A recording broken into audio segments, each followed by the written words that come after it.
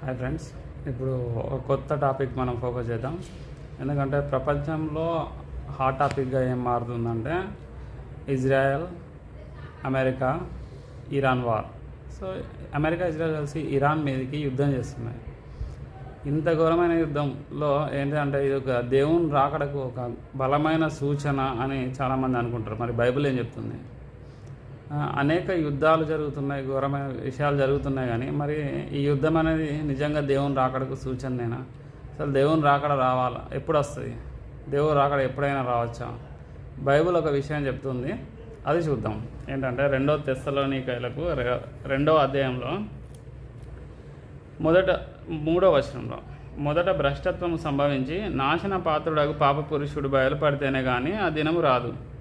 ఏది దేవుడు అనబడునో, ఏది పూజింపబడునో దానినంతటిని ఎదిరించుచు దానినంతటికి పైగా వాడు తన్ను తానే హెచ్చించుకొనుచు తాను దేవుడనని తన్ను కనుపరుచుకొనుచు దేవుని ఆలయంలో కూర్చుండును గనుక ఏ విధముగానైనాను ఎవడును మిమ్మల్ని మోసపరచనీయకుడి.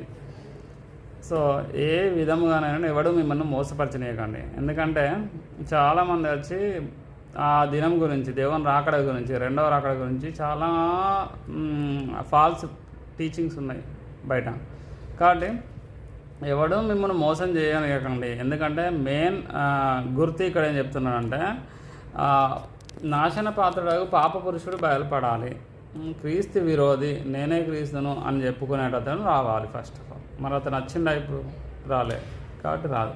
ఫస్ట్ అతను రావాలి, తర్వాత యేసుక్రీస్తు 2వ రాకడ అనే వస్తుంది, ర్యాప్చర్ అనేది వస్తుంది. ర్యాప్చర్ 2వ రాకడ 2 సేమే. దాన్ని ఏదో వేసి అది ఎట్లా అయిందో తర్వాత డిస్కస్ చేద్దాం. కానీ ఏంటంటే ఇప్పుడు ఈ ఆలయంలో కూర్చోవాలంటున్నాడు.